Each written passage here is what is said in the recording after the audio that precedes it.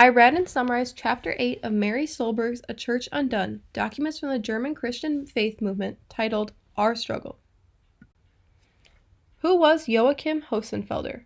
Born in 1899, Joachim Hosenfelder was a German man who served in the First World War, later going on to study theology and become an ordained minister. Just over 10 years after the official end of World War I, Hosenfelder joined the Nazi Party in 1929. As a member of the party, he served as one of the founders and as the first national leader of the German Christian faith movement, as written by Mary Solberg. As the first national leader, he wrote the original guidelines of the German Christian movement in 1932, which are translated on pages 48 through 51 of Solberg's book. She states that these 1932 guidelines reflected its founders' Nazi and Christian commitments. Initially, Hosenfelder found success as a German Christian. Solberg describes him as one of the most easily recognizable faces of the German Christian cause. Additionally, in 1933, he was named the Bishop of Brandenburg by the Synod of the Prussian Church, which was Germany's largest Protestant body, as stated by Solberg. In November of 1933, Hosenfelder's downfall from the German Christian Church began.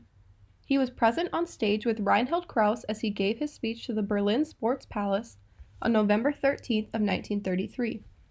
This incendiary scandal, as Solberg calls it, caused many German Christian pastors to abandon the cause, resulting in a loss of public power for the movement. In response, Solberg states that Hosenfelder was forced to give up his position as the national leader of the German Christians. 2 years later, in 1935, Hosenfelder attempted to regain his power by forming another group based upon the same principles of nationalism and religion, but it never found the same success as the German Christian faith movement did. Our Struggle was a significant text to the members of the German Christian faith. They considered it to be their guidebook, second only to the Bible. The authors of Our Struggle chose to include a sermon delivered by Hosenfelder within the text.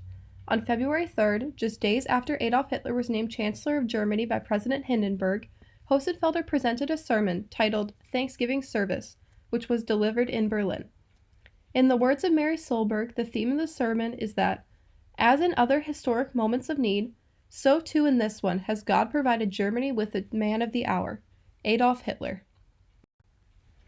Hosenfelder opens his sermon by proclaiming the words of the old king, "What a turn of events through God's providence." The turn of events that Hosenfelder refers to is the installation of, who he calls, the best man imaginable as Chancellor of Germany.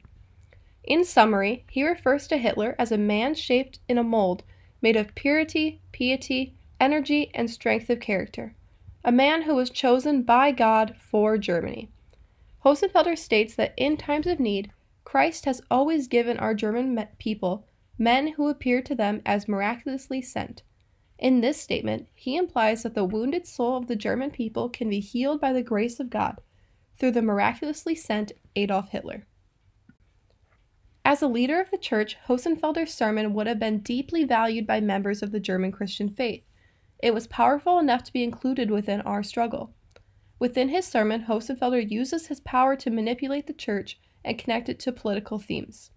Unfortunately, in doing so, Hosenfelder forces blame upon the people of Germany. He speaks of faith in death, stating that if death is the last word, then the fate of the other and the fate of the neighbor become a matter of indifference. Then one thinks only of oneself. Believing that the German people have lost faith in life, he states that their faith in death has created godlessness, infamy, and joblessness within Germany. Within these accusations of the German people, Hosenfelder uses the church to praise the government, as he describes Adolf Hitler as divinely chosen. This is dangerous. His statements imply that one who goes against the government is, in turn, going against God. This manipulative tactic ensures that members of the congregation will accept the removal of Jews and the establishment of concentration camps as the will of God, as they had been enacted by Hitler, who was chosen by God. As Hosenfelder closed this dangerous sermon, he proclaimed, "But thanks be to God who gives us victory through our Lord Jesus Christ."